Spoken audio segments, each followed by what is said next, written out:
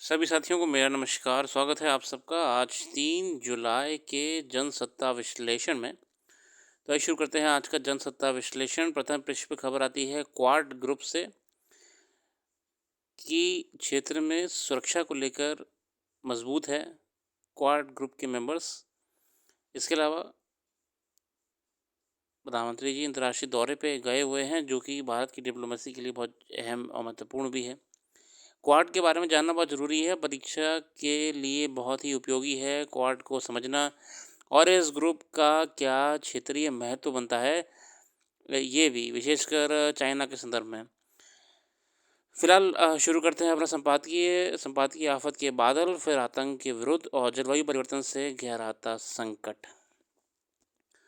आफत के बादल हिमाचल प्रदेश और अभी वर्तमान में मानसून से चल रहे बारिश को लेकर कई क्षेत्रों विशेषकर पहाड़ी क्षेत्रों में हर बार की तरह कुछ ना कुछ नया नुकसान देखने को मिलता है। पहाड़ों का धँस जाना और लैंडस्लाइड्स हो जाना, इस वजह से क्षेत्र को और जनमानस को बड़ी परेशानियां झेलनी पड़ती हैं।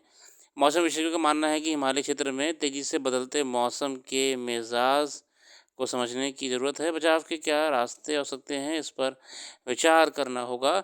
ये जलवायु संकट का ही परिणाम है कि अब पहाड़ों पर भी गर्मी पड़ रही है और मानसून में बादल फटने की घटनाओं में इजाफा हो रहा है। विशेषज्ञों का कहना है कि नमी बढ़ने और गर्म हवा के तेज़ी से ऊपर उठने के कारण बादल फट रहे हैं और तबाही मचा रहे हैं। ऐसे में चट्टानें, मिट्टी और पेड़ बहुत बहते हुए जब नीचे की ओर तेज़ी से आते हैं तो रास्ते में आने वाली हर चीज़ को भारी नुकसान पहुंचाते हैं। कृषि भूमि तो बर्बाद होती है, सड़कें और पुल भी ध्वस्त हो जाते हैं और जानी नुकसान भी होता है। हिमाचल और उत्तराखंड जैसे पहाड़ी क्षेत्र जो कि बार बार बादल फटने की घटनाएं गंभीर चेतावनी है। क्लाउड बस्ट देखिए, ये वेदर फिनोमेना ऐसा है जो कि बहुत ही खतरनाक होता है। विशेषकर पहाड़ी क्षेत्रों में अगर ऐसी कोई घटना हो जाती है तो बहुत नुकसान भी झेलने को पड़ सकता है क्षेत्रवासियों को। और अब बदलते जलवायु परिवर्तन के कारण भी ये घटनाएं बढ़ रही हैं और बहुत ही अनप्रेडिक्टेबल हो गई हैं। अगला यहाँ पे आतंकवाद को लेकर है। आप देखें तो आतंकवाद आज पूरी दुनिया में मानवता के लिए बड़ी खतरा बन गया है। ये शांति से अस्तित्व, विकास और लोकतांत्रिक मूल्यों के लिए चुनौती खड़ी कर रहा है। किसी भी धार्मिक, वैचारिक और राजनीतिक कारणों से आतंकवाद को जायज़ नहीं ठहराया जा सकता। ये एक ऐसा नासूर बन चुका है जो अपने आप खत्म नहीं होगा। इसे खात्मे के लिए ठोस और सामूहिक प्रयास की ज़रूरत है। भारत आतंकवाद के विरुद्ध लड़ाई में वैश्विक समुदाय को एकजुट करने की कोशिश करता है। परिणामस्वरूप कई अंतर्राष्ट्रीय मंचों पर आतंकवाद के खिलाफ मुखरता से आवाज़ उठी है। ये क्वाड समूह को लेकर ही है। अब 4 देशों के समूह क्वाड ने भी जम्मू कश्मीर के पहलगाम में हुए आतंकी हमले की कड़ी निंदा की है। साथ ही इस हमले की साजिश रचने वालों, इसे अंजाम देने वालों और इसके वित्तपोषकों को बिना किसी देरी के न्याय के कटघरे में लाने का आह्वान किया है। ये बातचीत भी नहीं है कि पाकिस्तान समेत कुछ अनिंद देश आतंक को पालन पोषण कर रहे, उन्हें हथियार की तरह इस्तेमाल करते हैं। भारत ने कई मौक़ों पर पाकिस्तान की इस असलियत को वैश्विक समुदाय के समक्ष सबूतों के साथ उजागर किया है, मगर पाकिस्तान हमेशा इससे इनकार करता रहा है। हालांकि आतंकवाद के खिलाफ दुनिया के हर कोने से आवाज़ उठ रही है, लेकिन इसके खात्मे के लिए अंतर्राष्ट्रीय स्तर पर जो एकजुट प्रयास होने चाहिए वह अभी नज़र नहीं आ रहे हैं। पिछले माह चीन में आयोजित शंघाई सहयोग संगठन में शामिल देशों के रक्षा मंत्रियों की बैठक में भारत ने आतंकवाद के मुद्दे को उठाया, मगर जब साझा बयान जारी करने को लेकर चर्चा हुई तो पाकिस्तान ने इस मुद्दे को शामिल ना करने की बात कही है, जिससे भारत पक्ष ने कड़ा विरोध जताया है। इससे पाकिस्तान के नापाक इरादों का अंदाज़ा सहज ही लगाया जा सकता है।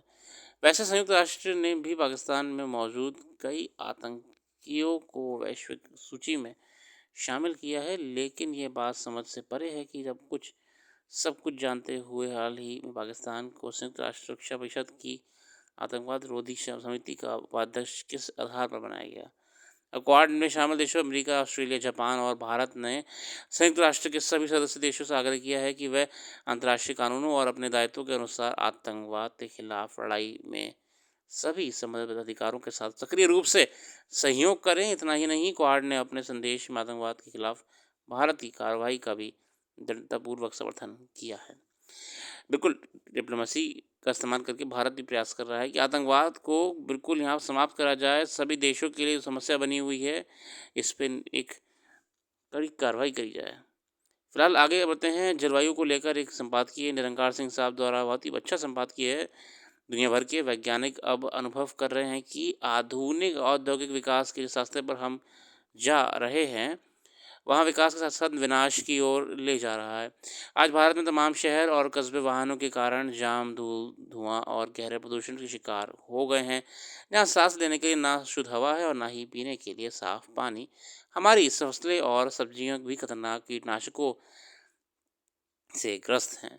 उधर कई देशों के बीच चल रही जंग से पृथ्वी का पर्यावरण गहरे प्रदूषण की चपेट में है। जंग सिर्फ इंसानों की ही जान नहीं लेती है, बल्कि हमारी धरती को भी गंभीर रूप से बीमार कर रही है। बम धमाकों से होने वाले प्रदूषण और इमारतों के नष्ट होने से उत्सर्जित ग्रीन हाउस गैसें ये सभी मिलकर हमारे पर्यावरण को ऐसी क्षति पहुंचा रही हैं जिसमें उभरना बहुत मुश्किल है। दरअसल बहुत से लोग हाँ सोचते हैं कि पर्यावरण या जलवायु परिवर्तन भविष्य की घटना है, इसलिए चिंता की कोई बात नहीं है। वह ये नहीं जानते कि संकट से हमें वर्तमान में भी जूझ रहे हैं। दुनिया भर में पारिस्थितिकी तंत्र जलवायु परिवर्तन की वजह से प्रभावित हो रहे हैं। जलवायु परिवर्तन पर्यावरण को अलग अलग तरीके से प्रभावित करता है, जिसमें तापमान में वृद्धि, समुद्र का जल स्तर बढ़ना, सूखा और बाढ़ आदि ये घटनाएं उन चीज़ों को प्रभावित करती हैं जिन पर हम निर्भर हैं, जैसे पानी, ऊर्जा, परिवहन इत्यादि। वैज्ञानिकों का कहना है कि पृथ्वी के गर्म होने से महासागरों का जलस्तर इतना बढ़ जाएगा कि कई द्वीप देश हमेशा के लिए डूब जाएंगे। देखिए, पृथ्वी गर्म होगी तभी तो आपके हिमनद ग्लेशियर्स पिघलेंगे और जलस्तर बढ़ेगा महासागरों में। एक शोध में शामिल रहे हैम्बर्ग विश्वविद्यालय में ध्रुवीय अनुसंधान के प्रोफेसर और वैज्ञानिक डग नॉट्स के अनुसार धरती के बढ़ते तापमान से सबसे ज़्यादा प्रभावित होने वाली जगहों में आर्कटिक सबसे ऊपर है।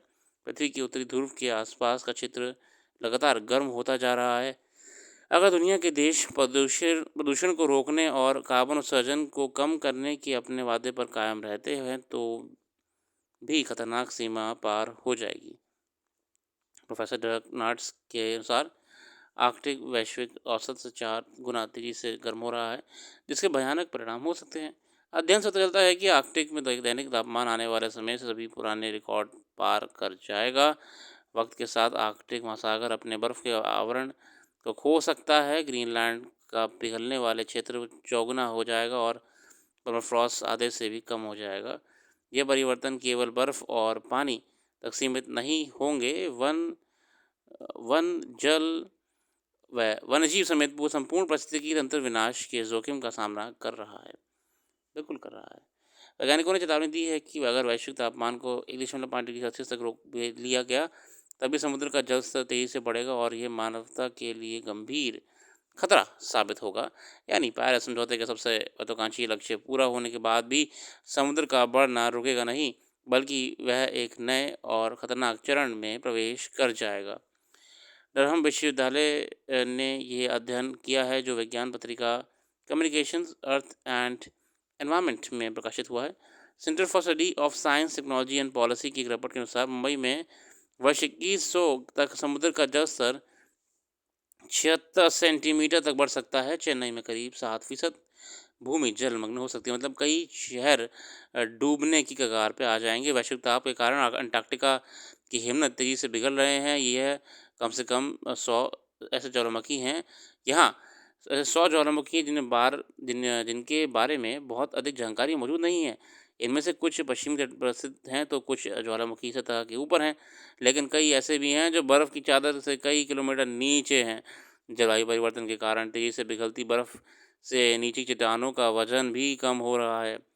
कंप्यूटर सिमुलेशन के आधार पर यह दावा किया गया है कि अगर अंटार्कटिका में बर्फ़ की चादर को ज़्यादा नुकसान होता है तो नीचे दबे हुए ज्वालामुखी के फटने का खतरा काफ़ी बढ़ सकता है। इन ज्वालामुखियों में होने वाले विस्फोट सतह पर सीधे दिखाई नहीं देते, लेकिन इसका असर पड़ता है।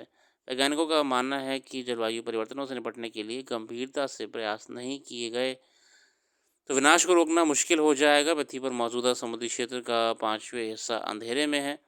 जलवायु परिवर्तन की वजह से ही हो रहे इस बदलाव का समुद्र की पारिस्थितिकी तक पर नकारात्मक असर हो सकता है। बहुत देखिए पर्यावरण को विशेषकर बड़ा भारी नुकसान उठाना पड़ेगा, जिसका अल्टीमेटली नुकसान तो मानवता और आपको वन्य जीवों पर पड़ेगा। कई अच्छे पॉइंट्स को लेके यहाँ पे डिस्कशन करा गया है जो कि परीक्षाओं के लिए भी महत्वपूर्ण हैं और बहुत ज़्यादा अच्छी क्रिस्प तरीके से लेखक ने हमारे सामने इस मुद्दे को उठाया है। शोध के अनुसार समुद्र का एक प्रकाशमय क्षेत्र होता है जहाँ सूर्य की रोशनी पहुँचती है। जलीय पौधे ऐसे सूर्य की रोशनी से प्रकाश संश्लेषण करते हैं और अपना भोजन प्राप्त करते हैं। समुद्र का ये हिस्सा उसकी जैव विविधता के लिए आवश्यक है। इस प्रकाश आधारित संकट के पीछे एक प्रमुख कारणों में जलवायु परिवर्तन, समुद्री सतह के तापमान वृद्धि, प्रदूषण, तटीय इलाकों से पोषक तत्वों और मिट्टी का बहाव और प्रकृति में बदलाव शामिल है। विशेषज्ञों का मानना है कि हम उत्सर्जन को जल्द से जल्द शून्य तक कम करके सबसे बुरे परिणामों से बच सकते हैं, जिसमें गर्मी सीमित रहेगी। इस लक्ष्य को पूरा करने के लिए हमें नई तकनीक और बुनियादी ढांचे में निवेश करना होगा, जिससे रोजगार बढ़ेगा। हमें अक्षय ऊर्जा को संग्रह और संसाधित करने के वाली तकनीक और सुविधाओं में सुधार जारी रखना होगा और वर्तमान के समय में ये अगर हमने कर लिया तो शायद हम होने वाले कई नुकसानों को कम कर सकते हैं। फिलहाल आगे बढ़ते हैं। बहुत ही बढ़िया आर्टिकल है, संपादकीय है ये जलवायु परिवर्तन को लेकर। इसके साथ ही और डिटेल करंट अफेयर जानने के लिए हमारी वेबसाइट को विजिट कर सकते हैं, उसका लिंक डिस्क्रिप्शन में मौजूद है। फिलहाल आज की तरह रखते हैं, कल फिर आएंगे नई वीडियो के साथ। जुड़े रहिए और अच्छा लगे तो वेबसाइट को भी ज़रूर विजिट करा करिए, उसमें आपको बहुत ही अच्छी करंट अफेयर्स डिटेल में देखने को मिलेगी। Thank you.